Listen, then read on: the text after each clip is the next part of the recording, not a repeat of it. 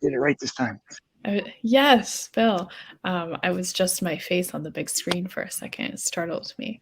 Well, welcome, folks. We're going to give everyone a few minutes to join. And while we do, let's do a quick icebreaker. I did not tell the panelists that we would be doing an icebreaker, so it's a surprise.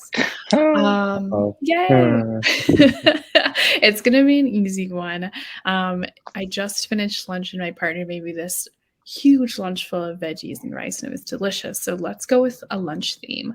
What is your favorite place to eat lunch where you currently live? Bill, I'll start with you since you're the first I see. Oh, Marty B's. Marty B's. It's a phenomenal barbecue place. Phenomenal. Okay, that sounds good. If I wasn't full, I'd be hungry. Tom, let's go with you. So I live in Oakland, California, and I have a great taco truck that's about a 15-minute walk away. So I walk down and get tacos and walk back up during my lunch break. My first sales territory was in Oakland. I know that taco truck. Oh, it's awesome. There's a few. All right, lunch on Tom when we're all in Oakland next. Okay, Shankar, last but not least, your favorite lunch spot. Yeah, so I live in this beautiful city of Pune in India. And my favorite lunch spot is actually this place called Biryani by Kilo. And I've had biryani pretty much all across the world, and they make the best biryani I've ever had. And if you come to anywhere in India, actually, they are a chain. So Biryani by Kilo it is. Okay, I'm writing it down on my Google Maps now for my next trip. Awesome. Well, welcome, folks. We're going to talk about mastering value selling today with these awesome folks who have great taste in lunch. We're so excited about the amazing content and takeaways you're going to get out of this event. If you are not familiar, today's event is brought to you by the team at Modern Sales Pros. MSP, as we like to call it, is the world's largest and highest quality community for those in sales management, sales leadership, sales and RevOps, sales enablement, big mouthful, aka what we like to call our modern sales pros. And our mission is to create an environment for our members to answer questions they would struggle to solve on their own, help them see around corners they might not know or even there. And we do that through great live sessions like the one you're at today, our quarterly summits, and we've been doing some in-person events, in-person happy hours, which has been really exciting. If you are not a part of MSP, we'll invite you to join after this event, and we sure hope you'll be a part of our community. Enough about MSP. Today's event is sponsored by the awesome folks at Buyer Assist. This would not be possible without them. So Shankar, I'm going to pass it to you to give us a little bit about Buyer Assist and why you love it. Thank you for the trailer. I'm excited to be speaking here, representing Buyer Assist. A quick introduction to the company. Buyer Assist is a SaaS platform that helps B2B revenue teams use mutual success plans, or MSPs, as we call it. So a little bit of confusion to the audience. But mutual success plans to align, collaborate, and engage their enterprise customers in their buying journey. We typically partner with growth stage companies as they look to operationalize a sales process and to make things more predictable and faster. Looking forward to speaking on this webinar. Woo, we're excited to have you. Lovely to have you as a sponsor, and love that little MSP piece as well. All right, so before we dive in, let's do some quick housekeeping notes. So our main two here are, yes, we are recording this event. You will be sent the recording shortly after, and you can share it with whoever you think will benefit. And I hope it's everyone you know. And the second important housekeeping note is that we love for our events to be really interactive. So you've got two little interactive features that you can use on Goldcast. There's the Q&A feature. So if you have questions for our panelists, please try to pop them in there. We'll answer them as we go. And the chat feature as well. So if you're to click on session, say hello, give us a little shout out, do some emojis, whatever you want to do to keep us excited and pumped up and interactive about mastering value selling. So those are our big housekeeping notes. And without further ado, I'd love for our panelists to introduce themselves. We've got some amazing folks here. Tom, I'm going to pass to you first.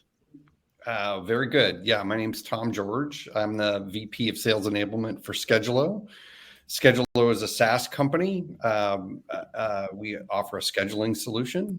So if you booked a appointment to get a vaccine in the state of California using myturn.gov, that was on Schedulo. We did 30 million vaccination appointments there.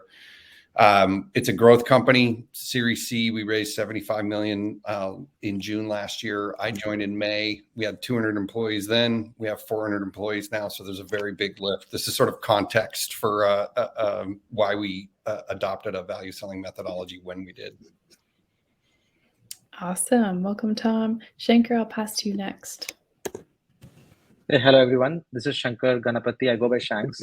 I am the co-founder and CRO at BuyerAssist. We are a seed-funded company looking to help companies transform how they do selling in the modern world of buying. Woohoo! Welcome. I should say, I just want to jump in. We are a BuyerAssist customer, so a little connect. Yeah. That was a great assist, Tom. I'll do what I can. Very nice. Bill, last but not least. Hey, my name is Bill Perry. I'm the Director of Sales Enablement over at Privitar.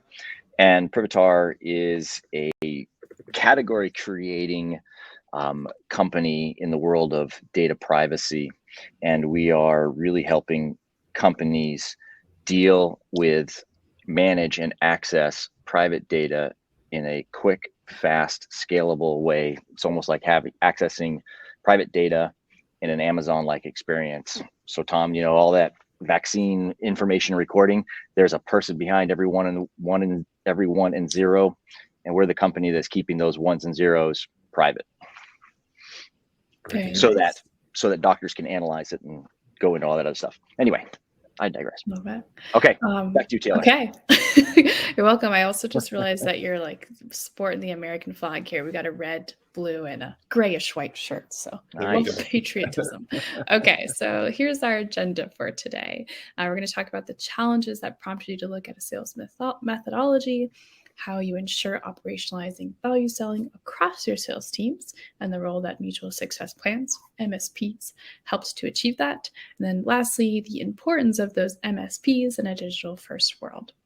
So let's dive right in. Let's talk about the challenges that you've all faced that sort of prompted you to start looking at sales methodology. And Tom, I'm going to start with you because you're kind of setting the stage with what you want to talk about. Okay. Yeah. So we had some current challenges, and we also had kind of the context of the business and what was happening generally, and then also where we want to go. So the context of the business I mentioned earlier is just tremendous growth. We have this enormous lift, and from a sales perspective, we ended the year with 16 reps, which wasn't much bigger than what we started. We had about 35 people total in the sales team with SDRs and SCs, but we're going to double that this year. So part of the challenge was, how do you capture the knowledge of your first 15 core reps who got us to where we are? In addition, though, some of the current challenges that we had is, right now we sell a product. It's I mentioned vaccine scheduling, but our main product is mobile worker scheduling. And we have a product-led, kind of demo-led sale. So if we find a customer who's got the perfect use case for what we do, it's great. But if you get a little variability and customization is required, or services or that sort of thing, that's where we're struggling to really understand what the challenges are and what the opportunity is. So setting up deals to be successful, especially where it's a little outside our core use case, is kind of the challenge. Another challenge, last challenge, is that a lot of our deals are lost to no decision, too high a percentage. And so we're not making the case to get people to act. And then in terms of where we want to go, I mentioned we have sort of a product-led sale. We're building a platform that's really extensible. In fact, the stuff we did with Vax was really a big test for us to be able to handle a completely different use case. And so we've seen the light that having the ability to handle variability and nuance requires an extensible platform, and that's what we're building. And that's going to allow us to go to enterprise. So the sales motion is going to be completely different. So, rather than say, hey, you've got this problem, we've got the solution to that, it's going to be more about what are your needs, what are your challenges, and how can we create a solution to address a broader set of challenges. Yeah. I'm taking good notes here. And Shankar, let's pop to you to talk about the market challenges that you've been looking at and facing. This is a great question, and Tom did a great setup there, right? So we work, at Bioresis, we work with a lot of growth stage companies typically in Series B, C, D. They're investing heavily into growth, and we see them face two challenges. One, most of these companies, to Tom's point, are moving upmarket to enterprise, more complex, longer sales cycle, more education-driven sales cycle, and two, they're also massively ramping their sales team. They're going from 16 to 30 to 50 to 100. And the need to bring them up and running very quickly is a big challenge. And in this context, when a new sales leader comes on board, their challenge is, say, we're going to go from, say, $10 million to $100 million in the next 3 years. How do I take what's working for my first 10, 15 reps to the next 50, 100, 200 reps? And part of the challenge is, they bring their own, history of what they did at sales in terms of their playbook, their methodology, etc.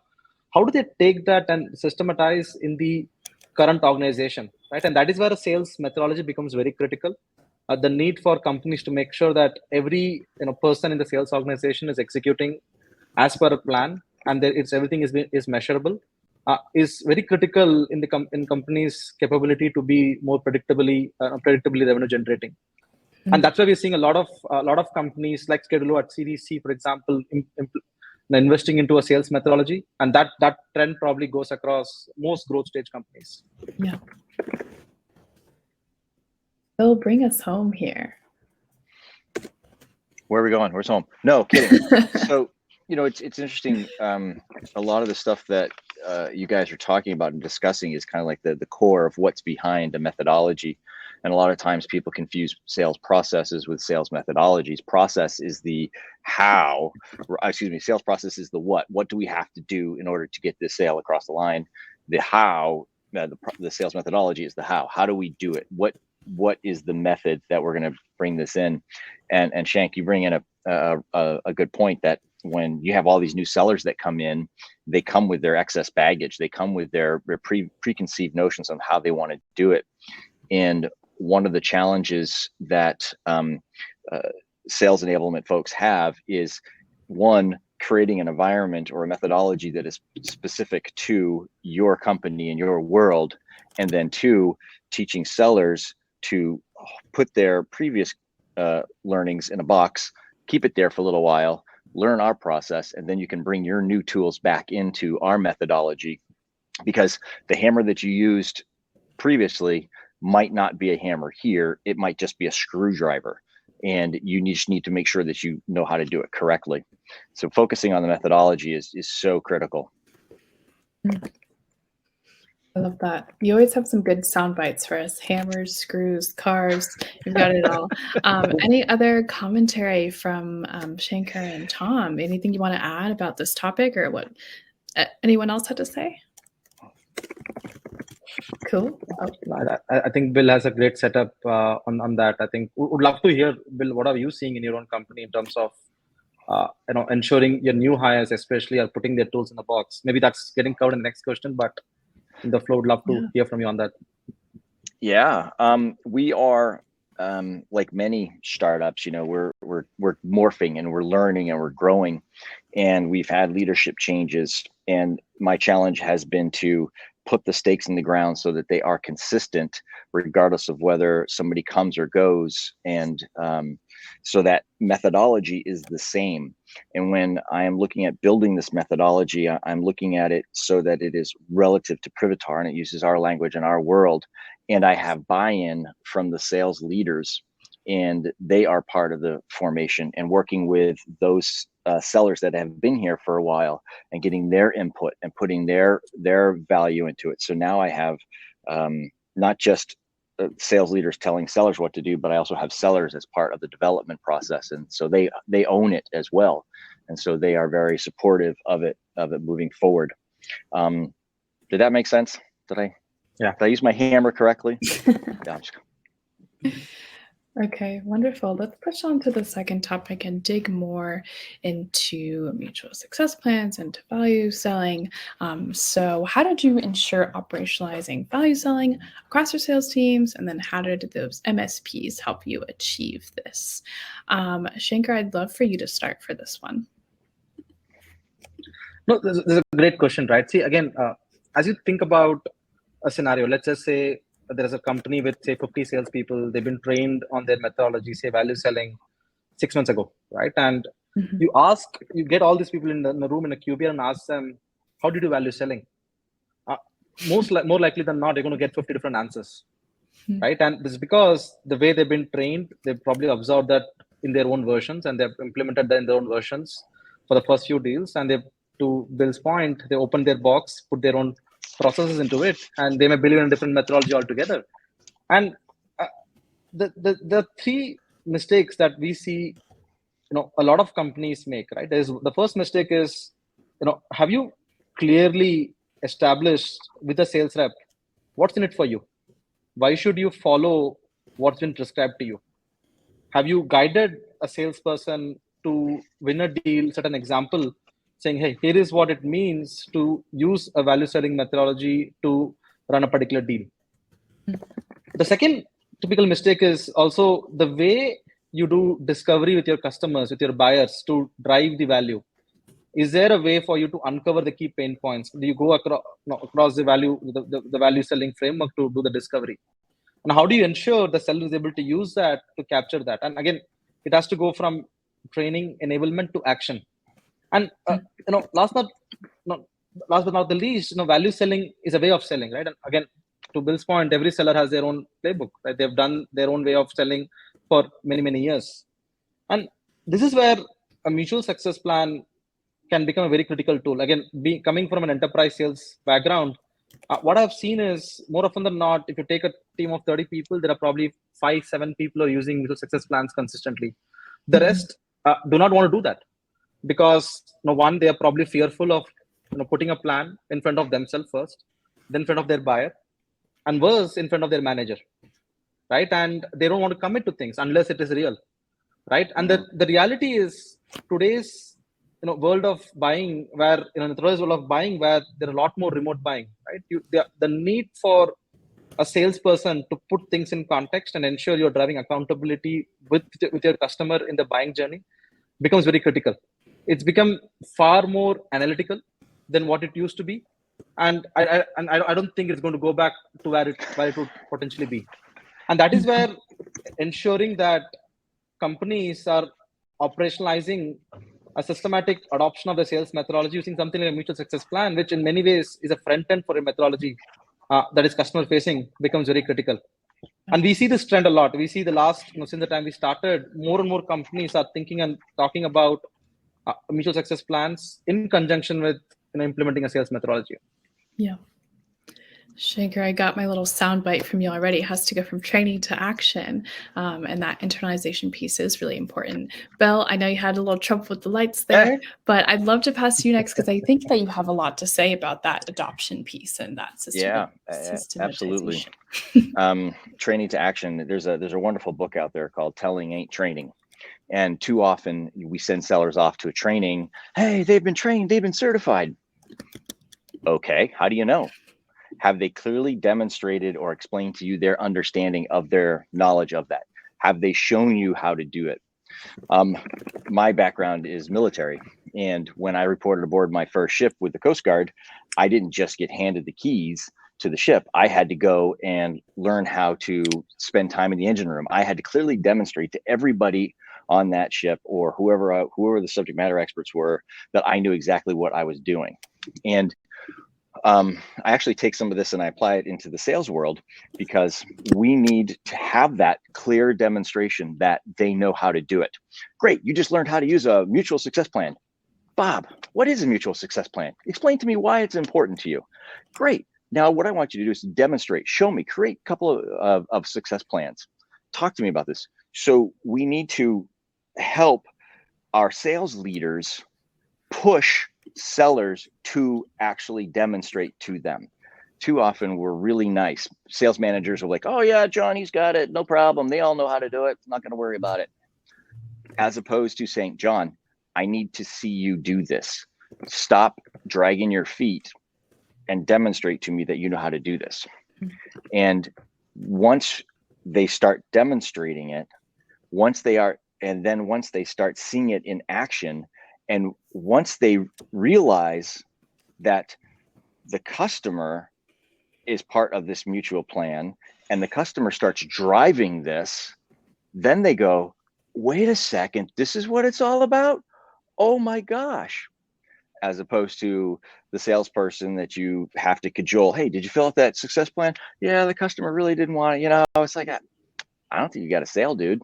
Talk to me in 6 weeks. You don't have a sale. Right. Exactly. Anyway, so in summary, we've got to get the sellers to clearly demonstrate or explain to us their understanding of what we just shared with them. Show me. Right. The mutual success plan is sort of a qualification test. Sure. If the customer isn't willing to plan mutually for success, right. Yeah, you very well may not have a deal there. Yeah. And you could, and I bet you could go ask your sellers, why is this an important element to our sales process? And you'll probably get 5 or 6 different answers. And they should all be the exact same answer, and they should all have the same understanding of it, plus or minus, 5 degrees. Yeah. And I mean, and the good sellers are already doing it. It might be on slides, or whatever. Right. We use Buyer Assist, so it was a shift to using this system that is, mutually accessed and edited and shared. So for those who were already planning and stating back to the customer, here's what we've heard, here's what we have identified as the problems and the value you want to achieve. It shifts the dynamic to where you're mutually trying to achieve success. It's not about getting the sale to signature. It's about getting the customer to go live and to retention beyond that. And so that the mutual success plan is definitely a part of like coming together with the customer. And it is the manifestation of the work that you do in with your value selling methodology. Yeah, that word mutual is a huge word.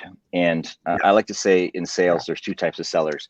There's people who are in sales. They show up at 9 to 5 and they get their job, and sometimes they make their quota, sometimes they don't. And then there's the sales professional. That's the guy that is a student of his industry and of his craft and does the job. And he understands that this is a mutual process between the 2 of us. And if I don't have your buy-in and your support, and if I'm not helping you achieve your goals, then this is a waste of our time. Yeah. And we've got one too many sales here. Yeah. Go ahead. We've got one seller here who talks about sales detachment. It's like you want to get to the place where you aren't so invested in like making this deal close. It's about, hey, let's have a conversation and see if there's a fit here, right? Doesn't we really understand your problems? And so to get to that place where you can have that detachment and be able to say, we might not be the solution for you. It doesn't feel comfortable because you don't want to say goodbye to a prospect that's down the path, but there's so much credibility and swagger. And you're not chasing deals that you're not going to win. Yep. I call that Nirvana value selling. Yeah. Call it what? Nirvana value selling. You have to get there at some point in life. Yeah. and I really like that sales detachment phrase. And this is, I mean, you just look at anybody's pipeline and you can tell what their behavior is going to be like, because the person that's got a ton of pipeline and has got a ton of business going on, he can say comfortably, I don't think it's right for you. He can easily detach from that process and no emotion to it. But the seller who is desperate, he's like, oh, come on. Well, it's okay. We can figure this out. He is sales attached, I guess, the opposite of it. But the trick is, how do you get a seller that has no pipeline to have that swagger of sales detachment anyway and say, no, I don't think I'm going to push you off. Yeah, that's exactly right. it helps when you there. I have some comments on the value selling methodology and operationalizing it. So I want to address that, but Sure. you're right that it is the challenge of for somebody who doesn't have a full pipeline. It's hard to be detached. Yeah. But I do want to say, you know, for us, when it comes to how did we operationalize value selling? Well, you know, for me, like, I feel like the methodologies have a lot of similarities, we didn't choose a methodology. We chose a partner who could help us do the operationalizing. Yeah. So Value Selling Associates was the company that we went with. They have their methodology. It's oriented to buyer needs and discovery and challenge and challenges that they've got and the value they want to derive. But they came with tools, right? They had templates. They had a guide on how to set up Salesforce. They had the notion of a plan letter, which is a mutual success plan. And that tied very nicely to what Buyer Assist does, which is captures that document so that you can share it. Plus, they've got a planning tool for how you're going to close the deal and get to go live. So having the tools were really important. And then it's a heavy lift. It's a change management initiative to implement a methodology and to implement mutual success plans. And so that's a big part of my job this quarter is working with the salespeople one-on-one, having them doing deal reviews with these tools. And that's how we're driving adoption and just getting traction and getting results. Are you finding wins? Are you getting some successes in there? You know, the first win that we had was somebody sending the plan letter in the mutual success plan and having the customer come back and fill in the detail. Yeah. Oh yeah, here's a little more color on this. Here's a little, and once that started happening, you know, other reps are like, oh, okay, I'm getting better information. So yeah, it's gaining traction. It's not flipping a switch on and all of a sudden, boom, everybody's using the methodology and everybody's using the mutual success plan. It is kind of win by win by win, march down the field using American football analogy. You know, but we're scoring touchdowns now, it feels like. Yeah, it's funny how sellers are very competitive, and they if they hear that somebody else has a technique or I want to do that, and my wife taught me a fun little tool. She would, when she was working in sales, she would find number 2 and number 3 guy and teach them to be number 1. And when that happens, all of a sudden, number 1 goes, "What just happened?" And numbers 4 and 5 go, "I want that." And that just revolutionizes things. Yeah. Interesting. Yeah. We definitely spot on there. In fact, oh, go ahead, Shankar. Go ahead, Tom. Go ahead. Oh, I was just going to say, you know, my focus in driving adoption are the new sellers and the lower performing sellers, right? That's who enablement really needs to be focused on. So when it comes to driving adoption, lower on my list are the big hitters, but we're going to get to them eventually because we want the standardization. Sure. Yeah. So what I was saying was there are 2 dimensions of this, right? If you think about this from the perspective of mutual success plans, then the adoption is going to be crawl, walk, run. You need to build wins to get to the outcome. But if you think about this problem from the perspective of sales methodology adoption, sales playbook adoption, ensuring that the prescribed playbook is followed, because that is how you report back on things into forecasting. That's how you report back into things when it comes to deal reviews. We see a lot more adoption when that happens, right? Where you know, the way you move a deal from a discover to a prove or a prove to vendor of choice needs you to do a certain set of activities, some of which are in conjunction with the customer.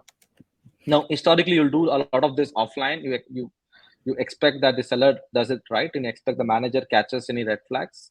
But then a lot of that is getting more systematized and more operationalized by something like a mutual success plan, which is something that is more in the flow of the work, in the flow of how the seller is supposed to execute. Actually, this is a really important point that I had in my notes and didn't say. Another key to operationalizing is working with the managers. and having them adopt this, and top down. Having them do the deal reviews with this. So that's absolutely critical. Yeah. If you don't have top down support, you're just wasting time, because you could bring in Tony Robbins to teach your sellers. But as soon as Tony Robbins leaves, all the excitement's gone. And if your managers go back to doing what they've always done, you're never going to change anything. Yeah. You've got to have that leadership, and it's got to be part of their everyday conversations. You've got to have your manager saying, okay, well, show me your mutual plan. Show me your plan. Let's talk to me about your plan. Walk me through your plan.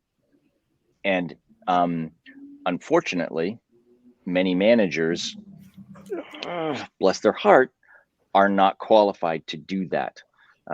Our world has promoted top performers into a world of management without giving them the tools to manage and coach and to lead and to help. And it's a very different world, coaching and managing, than it is being an individual contributor as a seller. Yeah. I wanted to touch on one question. I know we talked about it a little bit, but I just want to make sure we've declared it. We had a question in the chat that said, what's your thoughts on customer journey mapping / whiteboarding as a value prop to get that executive buy-in that you all are talking about on mutual customer success plans? Tom, you're shaking your head and you look excited, so I'm going to call on you first for this one.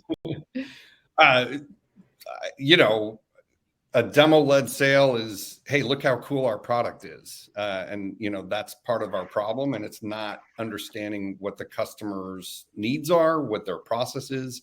So I absolutely support the notion of putting the attention on how do customers learn about what you're doing, find information, engage you. When do they engage you? Absolutely critical. But, the methodology is what you do internally, so that becomes part of the sales motion. Once you've done the map, that's great. And you want the methodology to map to the customer journey. But on an ongoing basis, do you have the methodology where you're doing good discovery around the business issues and the problems before you get into the workflows and technical stuff? I'm a huge fan of mapping it out, whiteboarding it, and working with the customer. But just because you did it once does not mean you should go back and review it and do discovery over and over again, because that person you talked to the first time about that map, they've probably got a total different perspective. And then you've got to go talk to this other person. Oh, these are two different maps. Oh, did you know you had to talk to this? Oh, I didn't know I had to talk to that guy. Oh, and sellers don't want to ask the uncomfortable questions, because I don't want to lose my deal. Right. Somebody very wise told me years ago, your level of success as a seller is determined by your ability to have uncomfortable conversations. You've got to have those uncomfortable conversations, because sellers will land on that one person that they have comfortable conversations with. Yeah, great. We're going to do it. Go team. Yeah. Yay. And then 2 weeks later, it shut down because the wrong person was not part of that conversation. And companies don't buy software to give to their IT guys. Hey guys, we bought you some software. Go have some fun with it. No, they do it to make money. And you've got to understand where that value is and how it's mapped throughout the whole company. Let me step off my soapbox there for a second. I got excited there. I apologize. Got me monologuing. Shanker, anything there you want to add? Good question. Yes, very good. I mean, this is a really good question, right? Again, I think, this goes back to the true definition of a mutual success plan, right? I think more often than not, we look at a mutual success plan as something that ends when a contract is signed. But is it really mutual if that is the case? Because you got your side of the bargain, you made sure that you got a signed contract. But how do you now ensure that the customer is getting value, right? So when you do your discovery upfront, it's important that one, you navigate from the strategic narrative to the key initiatives to the key pain points that you can solve across not just one or two stakeholders, across not just the executive sponsor, but making sure that across all the team, the entire buying team, you're building that consensus. And this consensus is less about you, it's less about you as a vendor, it's more about them as a customer, or them as a company saying, hey, these are real practical challenges we need to solve. If we don't solve this, we can't meet our company objective. And here is how we're going to solve this. If you get them to align on that, then a mutual plan is now saying, hey, if you want to come in the next 6 months, 12 months, 18 months. You know what? You need to get a contract in place in the next 3 months, and here is how we're going to get you value in 6 months from that, and 18 months from then, and so on. And the philosophy of success plan should outlive a salesperson. It is not tied to a salesperson. It's more tied to the customer and the customer journey, right? And see, that is where, again, I think it's still early in that category creation, but a lot of companies, the highly more matured companies, are already going in the direction of operationalizing that customer-centric approach to meet the success plans. Love that. It looks like we marked this as answered already in the actual Q&A feature. Cliff asked a really great question there. Is there anything else anyone wanted to add on what Cliff had to say? And I can read it out loud once more, Please. or for the first time. How do you prevent the shiny object syndrome? Meaning they always want the newest thing marketing has and saying they can't sell unless they get the new thing. How do you keep them on the script and message that was designed versus what they see others do or what they think is best?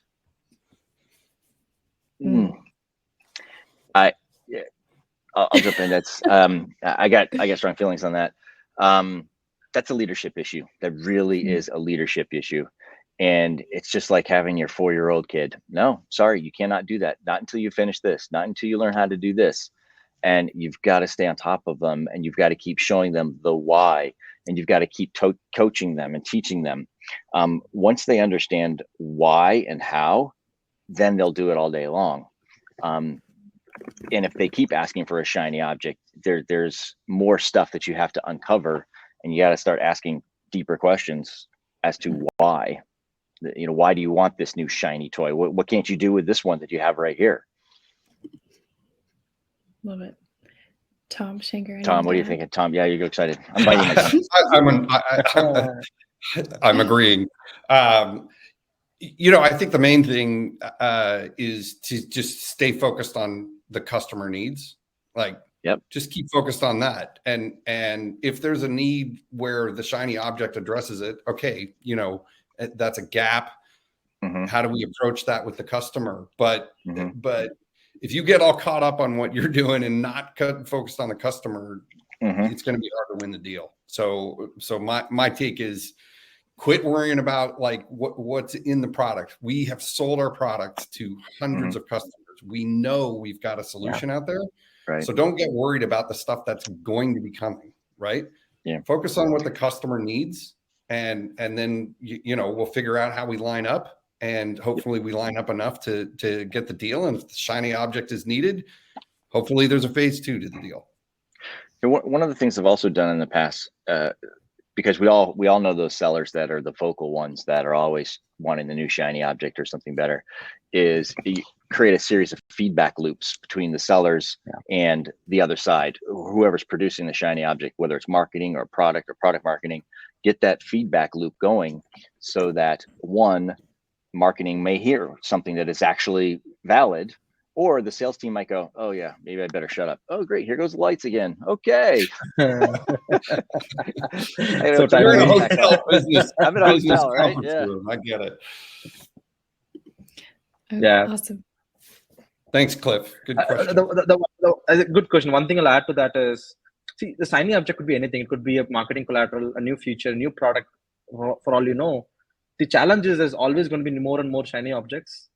But then that is where what Tom is doing is fascinating, making sure you're selling on value, making sure that you are understanding the value, right? Because there's always going to be feature gaps. There's always going to be content gaps. But what should not be there is pain gaps. If you do a thorough job of going behind pain and making sure you understand the pain, everything else falls in place. And I know, being in sales, you always, every once in a while, need your shiny objects because you want to pump up your energy, right? You can't just sell what was there a year ago. You can't just use a content or a case study which was 6 months old. You always need a new shiny object, but then it is less about a sales artifact, but more about an emotional artifact in that case, right? So that's where I would see a little difference. If you sell on value, you don't need those artifacts, but if you know those artifacts to pump up your own energy.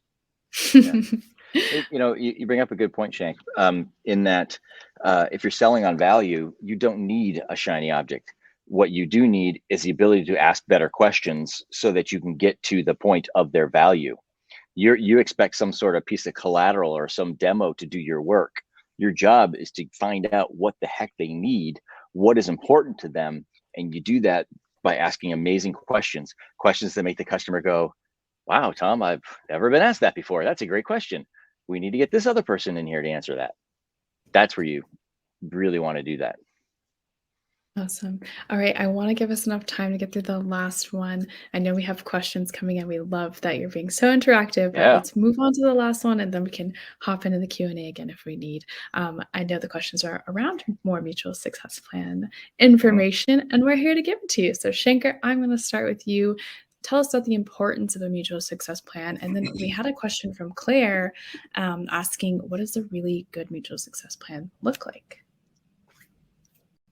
Yeah, great.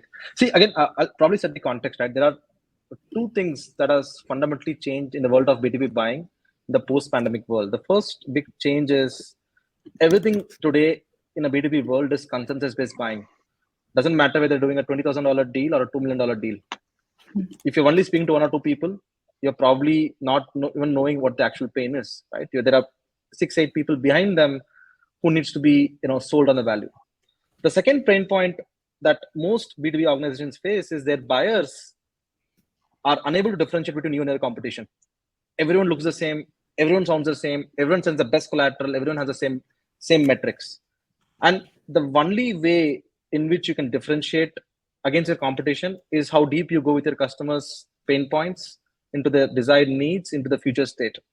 And when you combine these two, what you essentially get to see is, one, I need to understand my customer pain point in a world where I don't have access.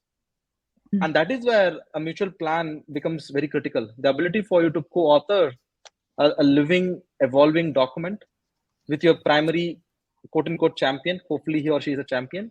If they are, they're going to invite the right people, make sure they're aligned on the definition of the problem, on the definition of the need, on the definition of the key milestones for the customer to get to the value.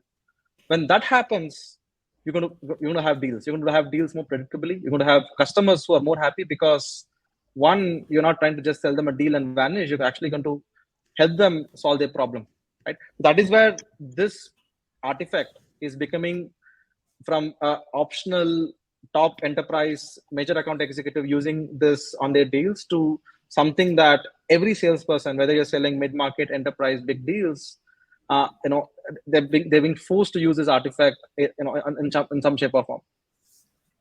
Yeah. Tom, what about you? I'm nodding again. Yeah, I mean, it's interesting that perspective. Like, how do you differentiate yourselves? How do you be top of mind? And the mutual success plan really helps that. For one thing, it identifies the gaps in your pitch. Basically, have we identified all the problems? Have we identified all the potential solutions? Have we identified all the values? Sources of value, qualitative and quantitative, that would come from addressing the problems.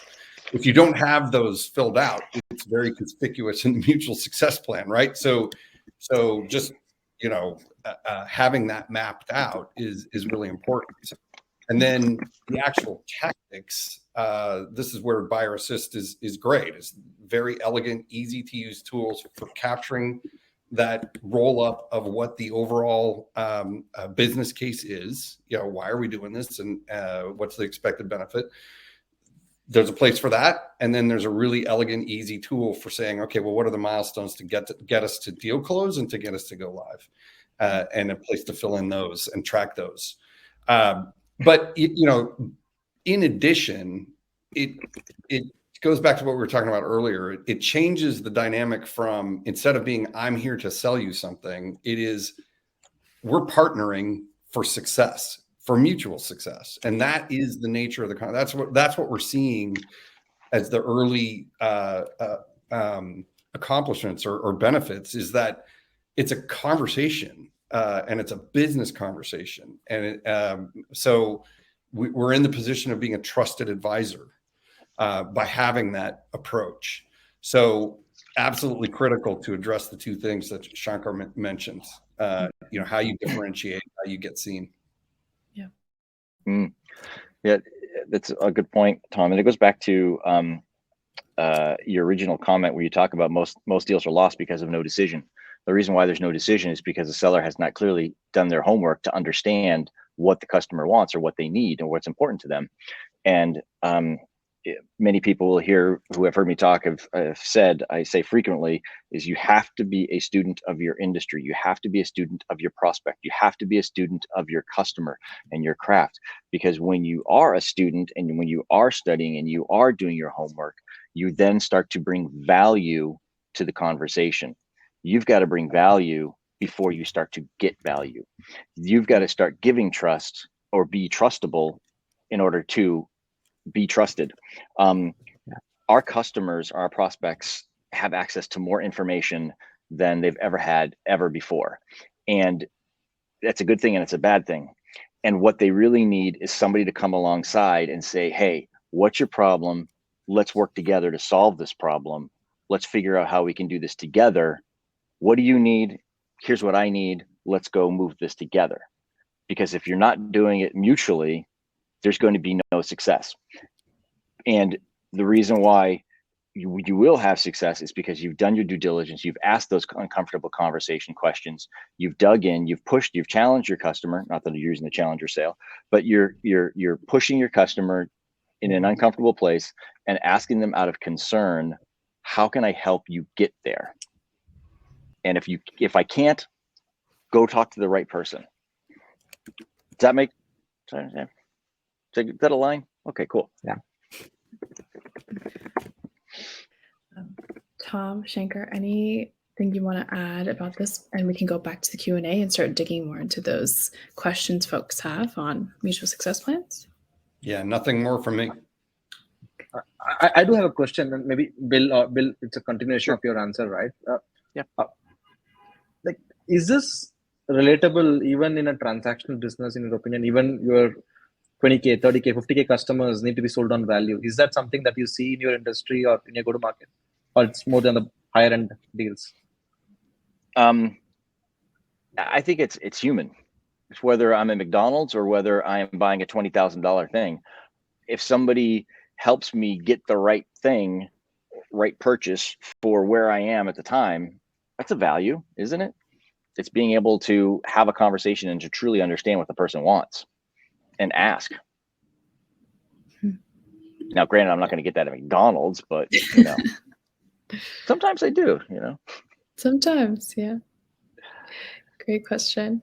I'd like to pull on this, and Shankar, I'm going to call on you first for this one. Jim asked, is the mutual success plan focused at the account or at the opportunity? Just want to make sure I get that answered for them.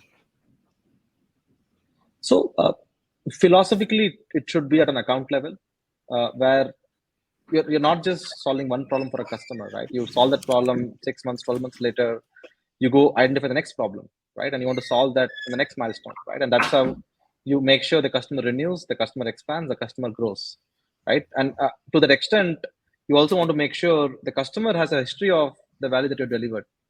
And you also ensure the customer is able to go back in the moment of time and look at what has been the value that I've realized from this partner over time. And even when the customer will change, it's easy for you to establish trust because everything is documented in a way where it is easily accessible. And therefore, it has to always be at an account level. It will always start as an opportunity level, but it will end up being at an account level if you're being truly strategic about your customers. Awesome. Anything to add, Bill and Tom? No. Yeah. Go ahead, Tom. At this stage, we are at the opportunity level. It was a great answer. Philosophically, you want to do the right thing and for the account, but realistically, day to day, right now we are focused on opportunities. That's how we're making a business case for the transaction and the implementation. Awesome. Cliff asked a great question. Cliff, lovely to see you. You're always asking great questions in our chats. Where should a mutual success plan live? Is that built into the CRM, attached in CRM, Google, Word, Sheet, all of the options, or something else? I promise no jump balls. Shankar, you look ready though, so let's just pop to you again. No, I think this is a Shankar answer. Yeah. Oh my God. Okay. Selling moment, I guess. I in full candidness, I've used mutual success plans on Excel files for years, right? And in my previous lives, it does work fine. The challenge you run into is it doesn't deliver the experience you want to deliver to the customer, right? And now that it becomes a document, right? And if you want to make it more exciting, more experiency, that's when you will come to a system like buyer assist. There are obviously next level operational efficiency things that we do, like automation, information collection, information integration to Salesforce or Slack or wherever it is, right? And we are building a business around this because what we are seeing is this tool is also becoming, from a tactical tool where a seller alone takes what they think is right to a strategic investment that B2B revenue leaders are making to ensure that everyone is selling on value. Everyone is selling on the pain point, right? And that's where we believe the market is going. Also, that's why we started this company now. It's been 2 years. Great answer. Wonderful answer. Thanks for setting that up, Cliff. I wanted to ask one last question that just came in. I'd love to hear from you guys on this. If you truly get to being that trusted advisor, at what point do you draw the line and introduce / hand over that relationship to a dedicated CSM? This is a problem that they have faced. And this will be our last question so that we can do our key takeaways. I don't know who looks ready. Anyone want to raise it? Bill? I'll always talk. Okay. This is something that we see so often, and sellers want to do the one and done. I'm out. Hey, I'm going to pass you off to my CSM. I'm on to the next thing. And you want to take that salesperson behind the bar and you just want to smack the crap out of him. It's like, dude, come on. That is not what this is about. It's really simple. Hey, I'm going to pass you off to our customer person and they're going to help you because they're the experts on this. However, I'm going to put some time on our calendar next month. I'm going to check in with you and I'd like to have work with you over the next couple of months. Your customers understand you're a salesperson, you got to move on. But at the same time, they're also human. And I think it's incredibly valuable to show up and spend 10 minutes with your customer. Years ago, my first boss told me, hey, a little FaceTime goes a long way. Just show up for 10 minutes. Get on their calendar for 15 minutes. Bob, how's it going? How's our CSM team doing? How's our success team? How's our install? Talk to me. Just that small amount of FaceTime will gain you more referrals and more business. It's so simple and it's so easy. And I wish sellers would do more of it.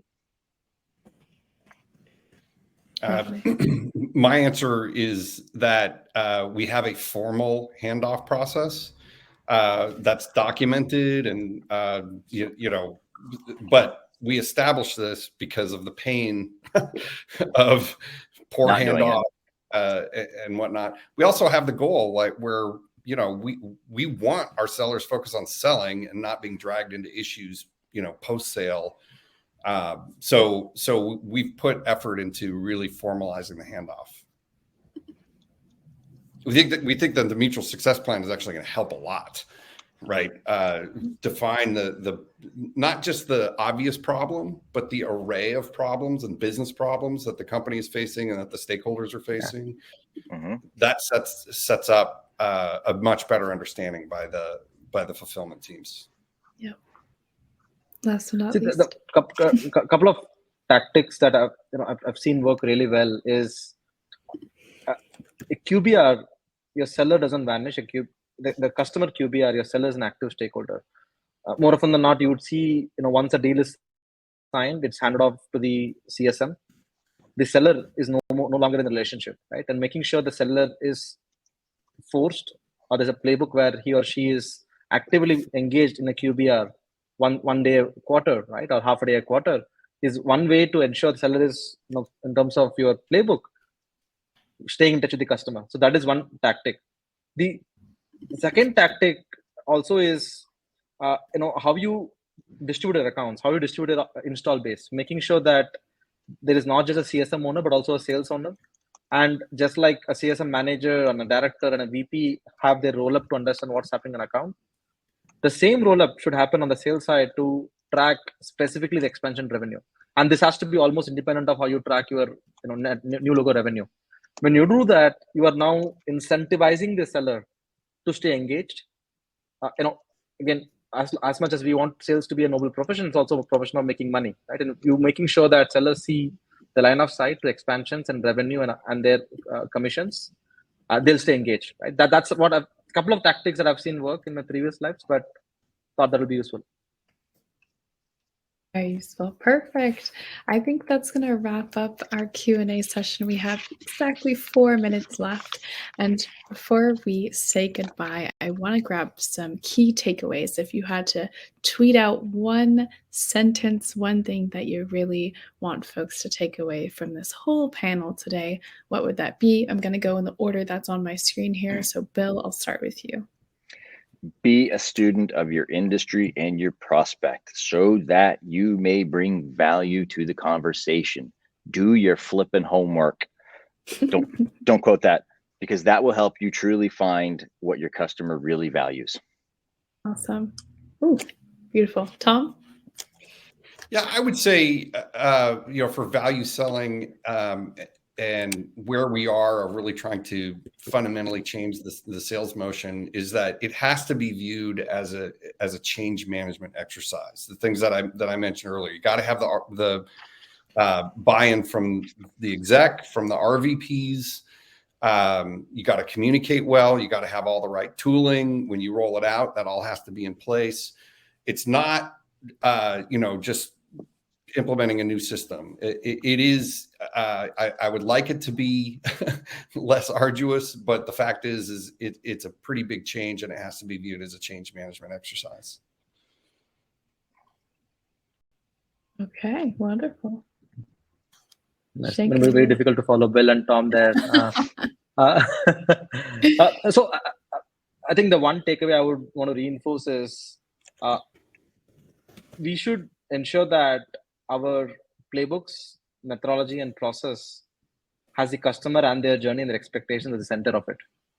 And rework how we think about our sales process, our handoffs, our expansions, etc. The moment we do that, our customers are going to be renewing much faster, expanding much faster, and we're going to land new logos also faster by virtue of doing that. Ooh, all right. I want to see some fire emojis in the chat for those key takeaways there. Those were wonderful. We're going to wrap. We only have 2 minutes left, but I want to give you a big thanks, a big shout out. We are missing Bill from the slide. Sorry about that, Bill, but Shankar, Tom, Bill, thank you so much for speaking today. Thank you to our audience for participating. You were so lively, so engaged. We absolutely love that. It just helps make these events way more fun and valuable for us and for you. And thank you to Buyer Assist for sponsoring this event. We will see you on some more events soon. Have a great day, everyone. Goodbye. And panelists, I will see you backstage. Don't forget to click that backstage button, bottom right. Have a good day, everyone.